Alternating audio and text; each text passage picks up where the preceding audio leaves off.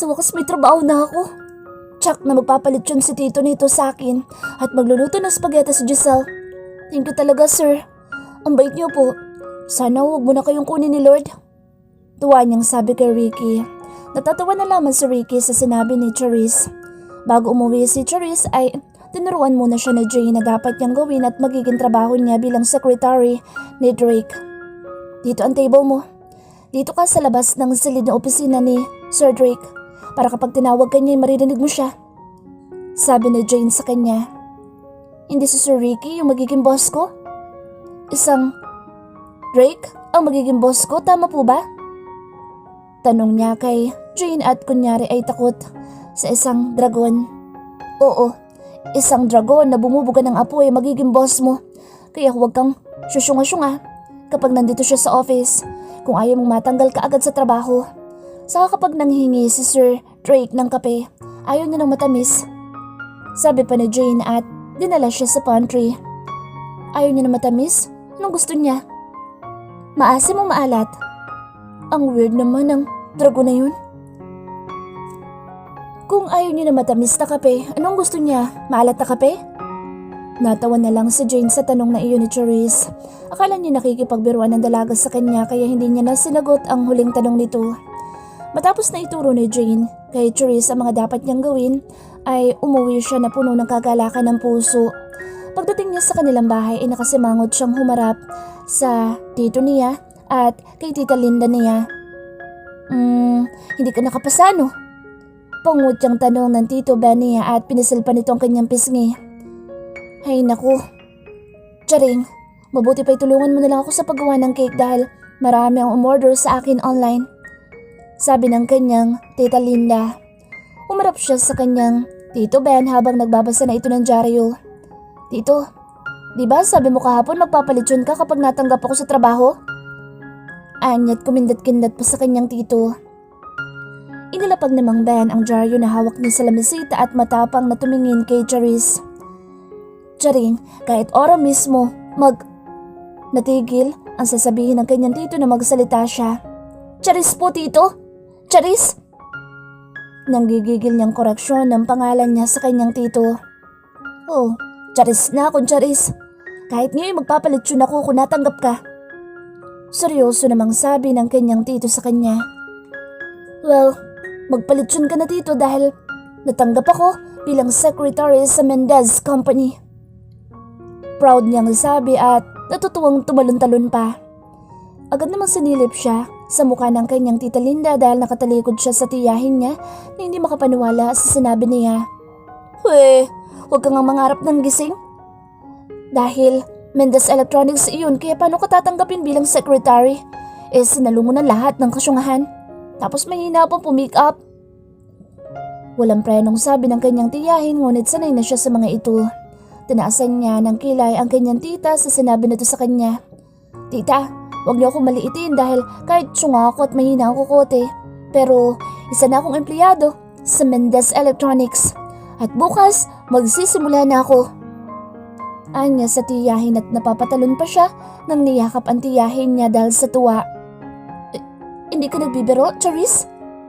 Utal-utal na tanong ng kanyang tiyuhin na hindi pa rin makapaniwala na makakapasok siya sa trabaho. Mukha ba ako nagbibiro tito? Kaya ihanda mo na lechon mo.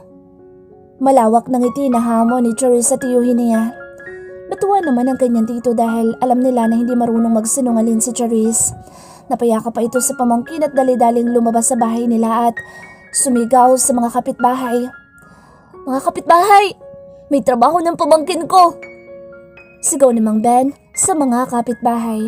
Nagsilabasa naman ang mga tsusmosong asawa ng mga kainuman niya. Proud na proud siyang ibinalita sa mga ito na sa Mendez Electronics magtatrabaho ang pamangkin niya.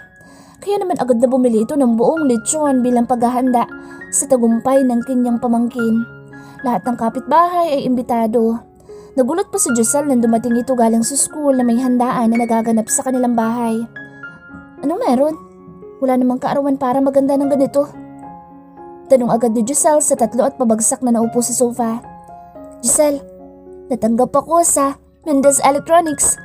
Kaya nagpalit yun sa tito dahil sa wakas ay may trabaho na ako. Ito ang balita ni Charisse sa pinsan niya. Tinignan siya nito mula ulo hanggang paa na hindi makapaniwala. Di nga. Oo nga, bukas na ako magsisimula.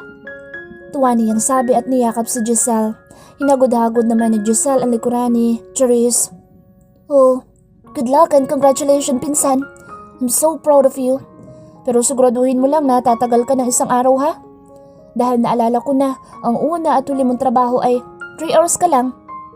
Tumagal sa amo mo dahil sinasanti ka kaagad. Saka kumalas ito kay Charisse. Giselle, iba to. Sigurado ako na magtatagal ako dito. Determinado niyang sabi kay Giselle. Okay, sinabi mo eh. Sang-ayon na lang ni Giselle sa kanya. Bilan mo ko ng damit na susuotin ko tuwing Lunes hanggang Linggo. Lambing ni Charisse sa kanyang pinsan at pakindat-kindat pa ito. Wala pa kasi siyang pera kaya kay Giselle muna siya umaasa sa pambili ng pang-opisina niyang damit. Nagkibit-balikat na lang si Giselle na tumango sa kanya. At natutuwa din ito dahil sa wakas ay magkakaroon na ulit ng trabaho si Charisse. Okay, ako ang mamimili ng mga susuotin mo dahil baka mamaya magsuot ka na naman ng litaw ang dibdib. Sabi sa kanya ni Giselle at tinapik siya sa balikat. Sana'y tumagal ka sa trabaho. Baka sakali magkaroon kang ng common sense. Bulong pa ni Giselle sa sarili. Tiningnan siya nito mula ulo hanggang paa na hindi makapaniwala. Di nga. Oo nga, bukas na ako magsisimula. Tuwa niyang sabi at niyakap si Giselle. Hinagod-hagod naman ni Giselle ang likuran ni Charisse. Oh, good luck and congratulations pinsan. I'm so proud of you. Pero siguraduhin mo lang na tumagal ka ng isang araw ha? Dahil naalala ko na ang una at huli mong trabaho ay 3 hours ka lang tumagal sa amo mo dahil sinasanti ka kaagad. Saka kumalas ito kay Charisse. Giselle, iba to. Sigurado ako na magtatagal ako dito. Determinado niyang sabi kay Giselle. Okay, sinabi mo eh. Sang-ayon na lang ni Giselle sa kanya. Bilan mo ko ng damit na susuotin ko tuwing Lunes hanggang Linggo. Lambing ni Charisse sa kanyang pinsan at pakindat-kindat ma ito. Wala pa kasi siyang pera kaya kay Giselle muna siya aasa sa pambili ng pang-opisina niyang damit. Kibit-balikat na lang si Giselle na tumango sa kanya. At natutuwa din ito dahil sa wakas ay magkakaroon na ulit ng trabaho si Charisse. Okay, ako ang mamimili ng mga susuotin mo dahil baka mamaya magsuot ka na naman ng litaw ang dibdib. Sabi sa kanya ni Giselle at tinapik siya sa balikat. Sana nga'y tumagal ka sa trabaho nang baka sakaling magkaroon ka ng common sense. Bulong pa ni Giselle sa sarili. Daig pa na may birthday sa handaan na inihanda kay Charisse ng kanyang tiyuhin.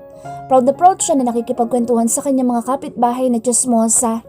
Ang iba ay napapa-ismid pa dahil baka nag-iimbento lang ito ng kwento. Paano ka ba natanggap, Charisse? Tanong ng kapitbahay nilang si Aling Marisol. Aling Marisol, sa talino kong ito hindi nila ako tatanggapin. Saka sisiw lang sa akin ng mga tanong sa interview ng kumpanya.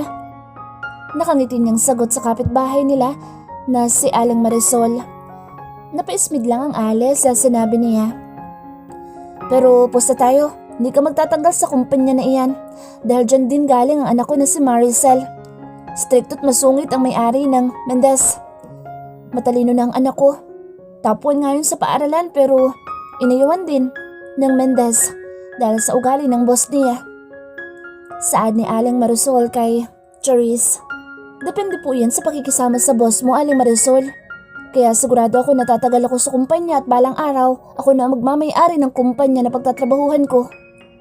Determinado niyang sabi. Malakas ang confident ni Charisse sa kanyang sarili kahit sinasabi ng iba na mahina ang kanyang kukote at walang common sense. Matapos ang handaan ay pumasok siya sa kanyang silid at tiningnan ang kanyang Facebook. Wala siyang ibang friend doon kundi si Giselle lang. Hinanap niya ang pangalan ng nobyo sa Facebook.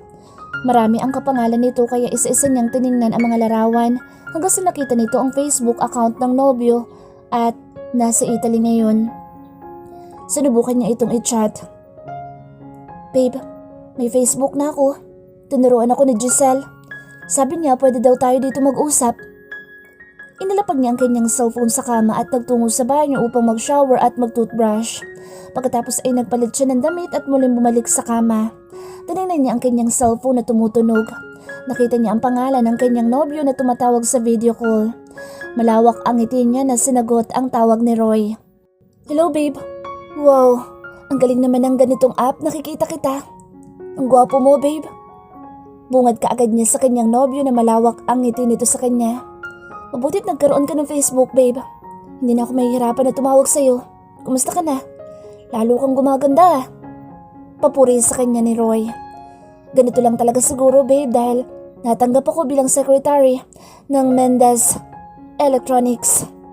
Makakaipon na ako nito ng pera babe para pumunta dyan sa Italy. Magkikita na ulit tayo. Kinikilig niya sabi sa kanyang boyfriend.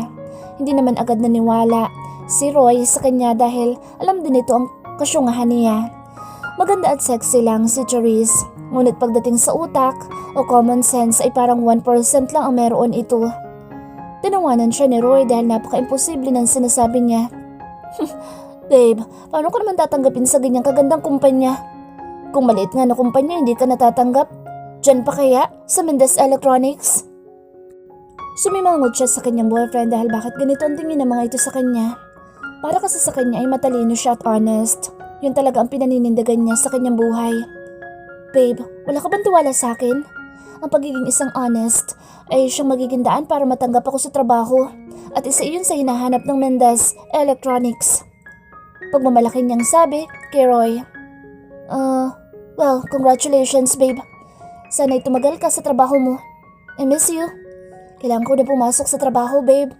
Tatawag na lang ako mamaya sa'yo. Paalam na Roy sa kanya. Nalungkot si Charisse dahil saglit niya lang nakausap ang nobyo. Ngunit alam niya naman na may trabaho ang boyfriend niya. Sige babe, maaga din ako matutulog dahil maaga ang pasok ko bukas. Kailangan mauna ako sa boss ko. I love you babe. Anya tinintay niya pa ang pag I love you sa kanya ng nobyo. Subalit pinatay na ni Roy ang kanyang cellphone. Napasimangot na lamang si Charisse at napagdesisyonan niya na lang na matulog.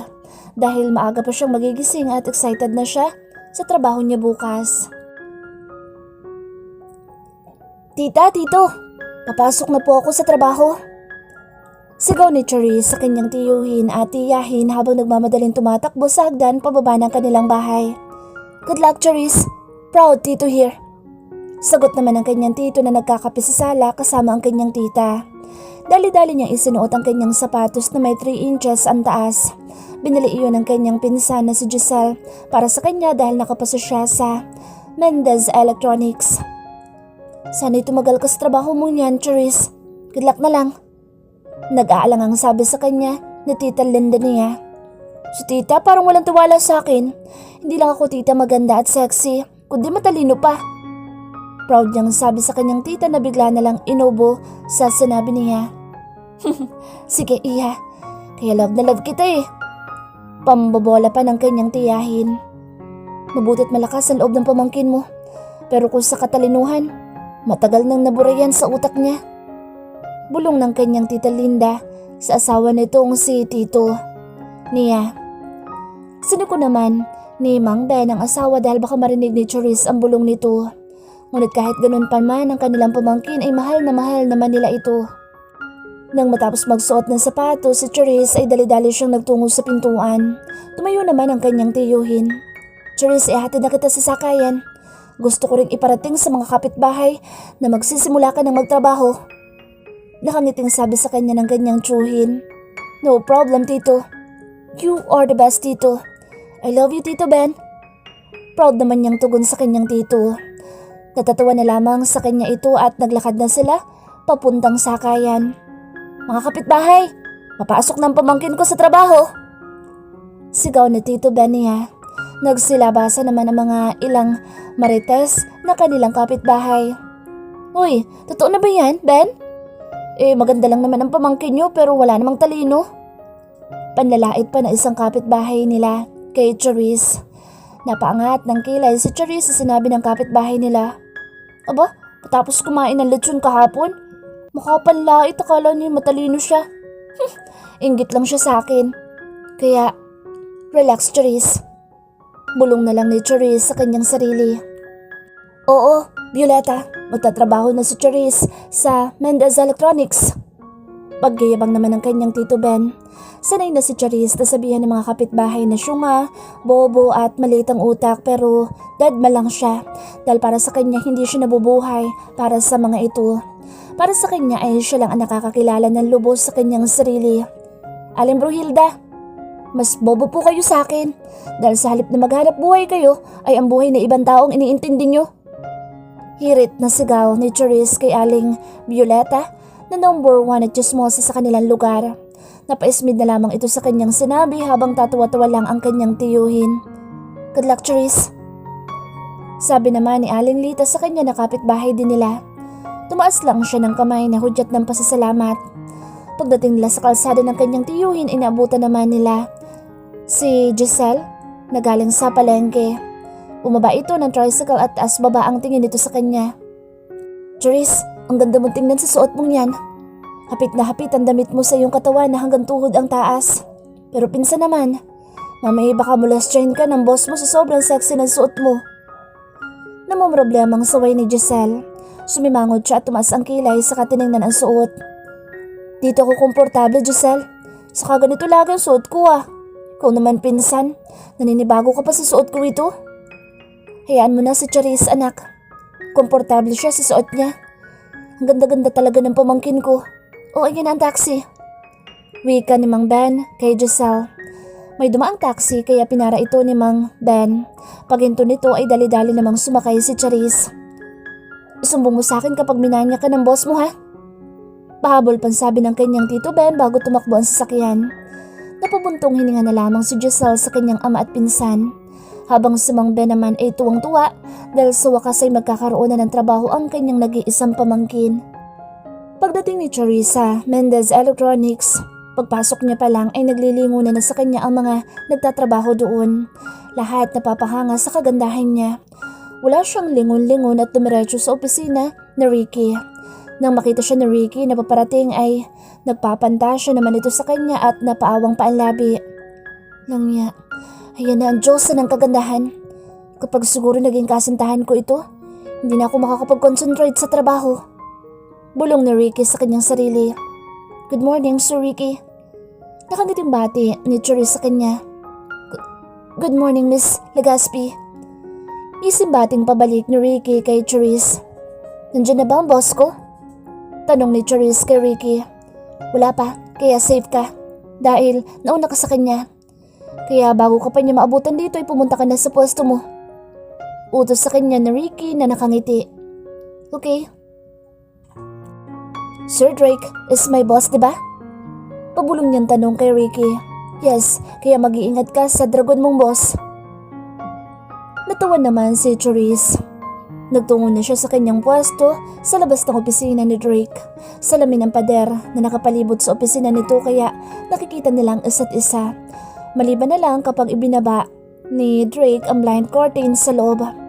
Pagdating sa pwesto ni Charis ay inilapag niya ang kanyang bag sa upuan. Pagkatapos ay tumingin siya sa silid ni Drake. Siguro ang lamig sa loob ng opisina ni Sir Drake. Ang sarap siguro maupo sa kanyang upuan. Bakit kaya hindi ko subukan para malaman ko? Bulong niya sa kanyang sarili at may kapilyahang naisip. Pumasok si Charis sa loob ng opisina ni Drake. Napaawang ang kanyang labi dahil sa paghanga sa opisina ng kanyang boss. Malamig ang aircon doon at babango. Isa-isa niyang hinawakan ng mga bagay na nandoon sa silid ng kanyang boss habang nakangiti. Nagtungo siya sa upuan na Drake at sinubukang maupo. Wow, ang ganda naman ng upuan ng dragon. Malambot tapos umiikot-ikot din katulad ng upuan ko. Pero mas maganda itong sa kanya dahil malambot at masarap isandal ang likuran ko dito sa upuan niya. Anya't pinaikot-ikot ang upuan.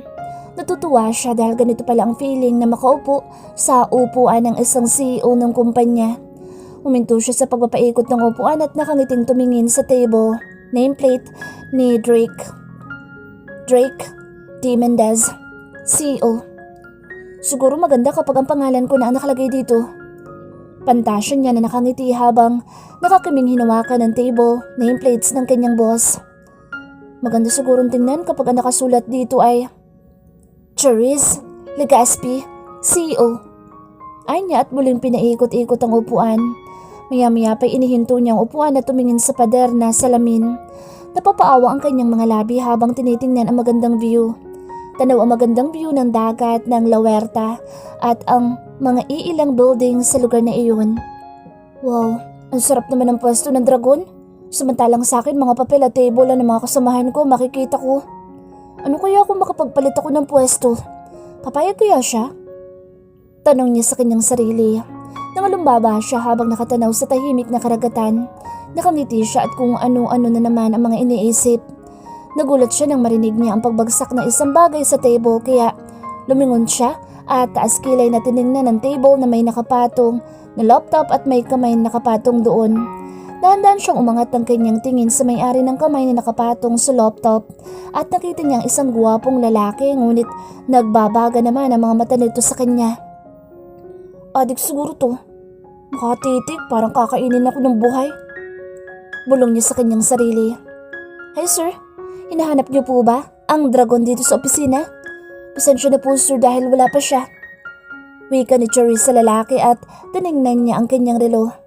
Tingnan mo, ilang minuto na siyang late. Kapag may kailangan kayo sa kanya, sabihin niyo lang sa akin dahil ako ang secretary niya. Daldal niya pa sa kaharap niya na hindi alam kung sino. Pero lalo naman nagsalubong ang kilay ng kanyang kaharap habang ang isa nitong kamay ay nakapamewang. Gumagalaw na ang gilid ng labi nito na parang napipikon sa kanya. Kung hindi ako magkakamali, ito ang secretary na kinuha siguro ni Ricky para sa akin. Maganda sana pero parang syunga. Hindi niya ba kilala na ako ang boss niya? Bulong ni Drake sa kanyang sarili. What are you doing? Galit na tanong ni Drake sa kanya. Umismid siya sa tanong ng lalaki. Ang bobo naman ito. Alam niya naman na nakaupo ako dito. Bulong ni Charisse sa kanyang sarili bago sumagot sa lalaki. Nakaupo sir, kausap ka. Nakangiti niyang plastic sa kaharap. Lalo namang kumulo ang dugo ni Drake kaya napapangiti siya ng pagak. Alam ko nakaupo ka pero anong ginagawa mo dito sa opisina ko? Alam mo naman pala na nakaupo ako dito, bakit ka pa nagtatanong? Nakaupo nga ako diba at kausap ka. Tapos ngayon magtatanong ka kung anong ginagawa ko sa opisina. Naputo lang sasabihin ni Charisse nang bigla niyang na-realize ang sinabi ng lalaki na opisina niya ito. Bigla siyang nataranta nang maisip na ito ang boss niya. Dandan siyang tumayo habang umingisi ng pilit. Hindi niya tuloy alam ang gagawin niya.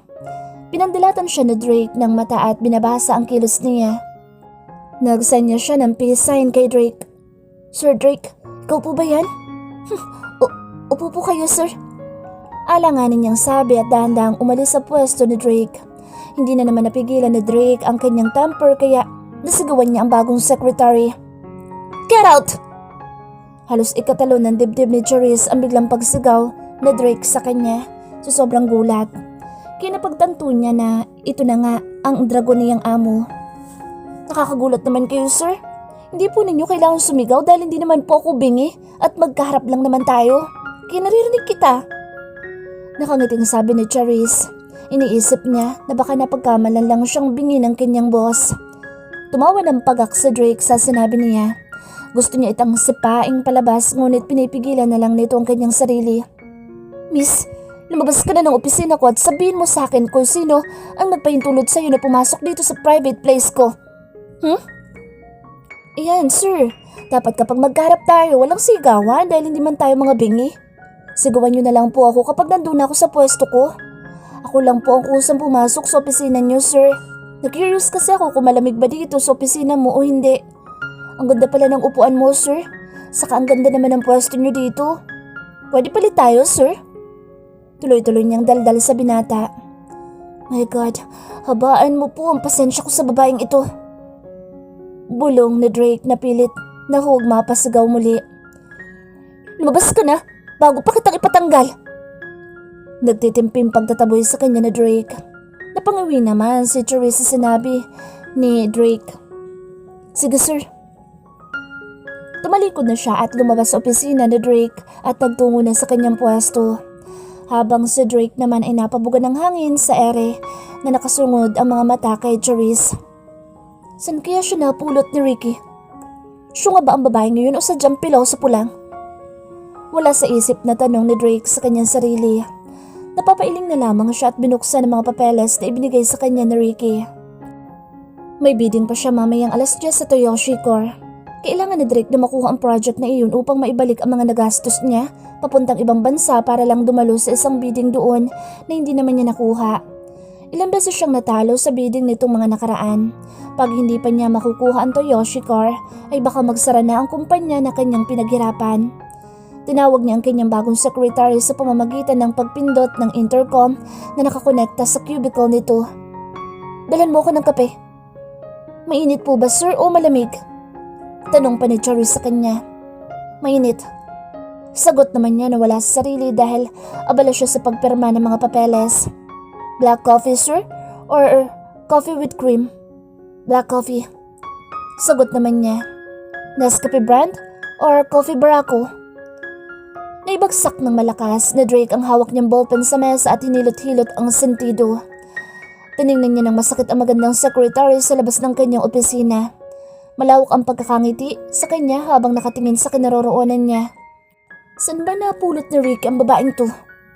Tanong muli na Drake sa kanyang sarili. "Titimplahan mo ba ako o marami ka pang itatanong?" Galit niyang tanong sa kanyang secretary. "Sabi niyo po sir, gusto niyo ng kape, kaya naninigurado lang po ako." Sagot ni Charis sa kanya at tumayo na ito upang pumunta sa pantry. Napapailing na lamang si Drake at hinabaan muna ang pasensya dahil kailangan niya secretary mamaya sa pagharap sa Toyoshi Core.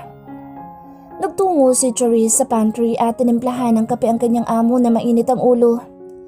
"Maganda siguro, malamig na kape ang itimpla ko kay sir dahil mukhang mainit ang ulo niya. Para naman malamigan ng konti ang utak niya. Kaso hindi naman mapupunta sa ulo niya ang kape na iinumin niya kundi mapupunta sa kanyang tiyan. Bahala na nga." Bulong ni Charis sa kanyang sarili habang nilalagyan ng yelo ang tinimpla niyang kape para sa kanyang boss. Bahagya pa siyang napahinto sa pagpapaikot ng kutsarita sa tasa ni Drake at nag-isip. Ayaw niya ng matamis, sabi ni Jane kahapon. Kaya maalat siguro ang gusto niya. Ibang klase din ang dragon na ito. Ngayon lang ako nakakita ng dragon na umiinom ng maalat na kape. Bulong niya pa at kumuha ng iodized salt at inilagay sa kape ni Drake. Nang matapos siya na haluin ang malamig at maalat na kape para sa kanyang dragon na boss, ay dinala niya na ito sa office ni Drake. Ang binata naman ay abala sa paglalagda ng mga papeles. "Here is your coffee sir. Enjoy to drink." Ani Charis at inilapag sa gilid ng laptop ni Drake ang tasa na may lamang kape. Hindi naman siya pinansin ng binata, kaya bumalik na ulit siya sa kanyang upuan at nangalumbaba sa mesa niya habang nakatingin kay Drake. "Ang gwapo sana ni boss kaso masungit." Bulong niya sa kanyang sarili. Titig na titig siya sa kanyang amo habang abala ito sa paglalagda. "Masarap siguro maging CEO." Patuloy niyang sabi sa kanyang sarili. Umangat ng ulo si Drake at kinuha ang kape at ininom. Napabuga ito nang pumasok iyon sa bibig niya. "What the?" Kunot noon niyang ibinagsak ang kape na malamig at maalat sa lamesa. Bigla nalang umakyat ang dugo niya sa kanyang ulo galing sa kanyang talampakan at namumula siya sa galit sa kanyang bagong secretary. Pinindot niya ang button na konektado sa labas at sumigaw sa pangalan ni Ricky. "Ricky! Come to my office now!" Hindi siya tumitingin kay Charis dahil baka mabigwasan niya ito.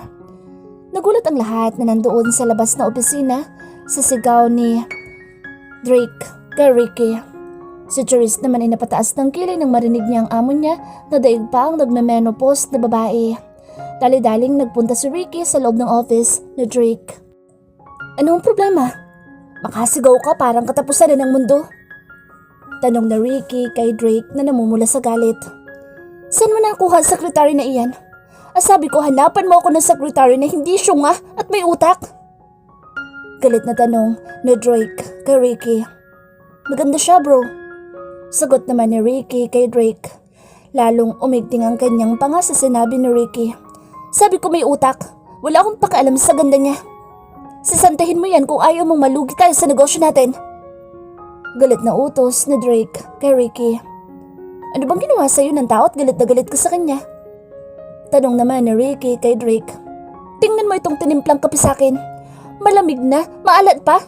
Gusto yata akong patayin ng babaeng yan." Reklamo ni Drake kay Ricky. Akala ko ba'y pinaturuan mo yan kay Jane kahapon?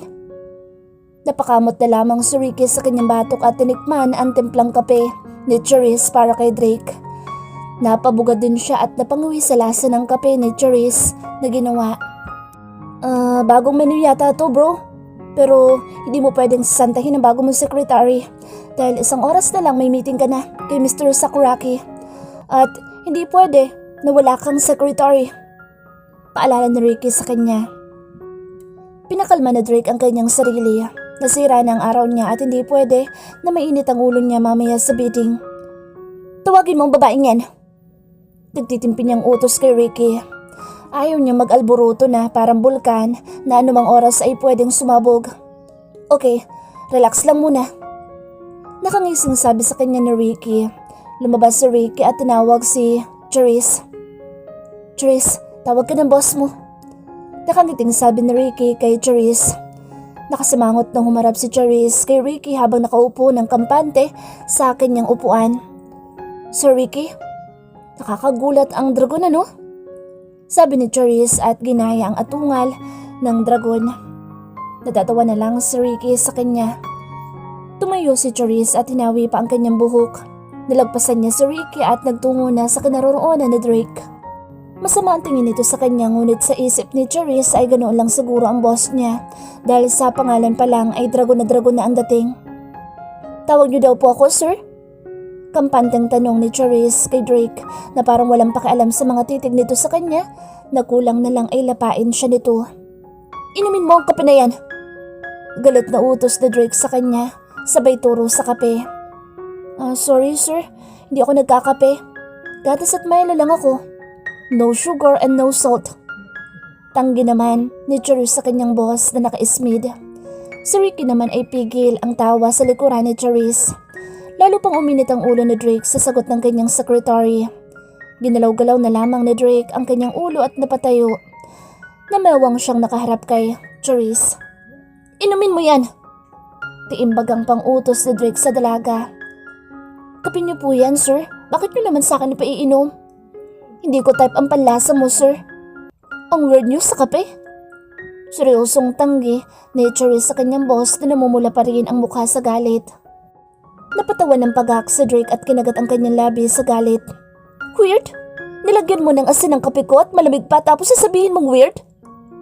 Malamig po ang tanimpla ko sa inyo dahil mukhang mainit ang ulo nyo kanina. So nilagyan ko ng yelo para lumamig ang utak nyo. Kaso mukhang lalo yatang uminit ang ulo nyo, sir. Saka ayaw nyo po ng matamis kaya naisipan ko na baka maalat ang gusto nyo.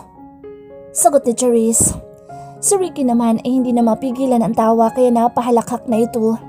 Sinamaan naman siya ni Drake ng tingin kaya sumeryoso si Ricky at sumenyas na lalabas na. Pagdating sa labas ay doon pinakawala ni Ricky ang tawa niya sa dalawa. Habang si Drake naman ay napatingala sa kisame ng opisina niya dahil sumasakit ang ulo niya sa bago niyang secretary. Saan ba napunta ang utak mo ha?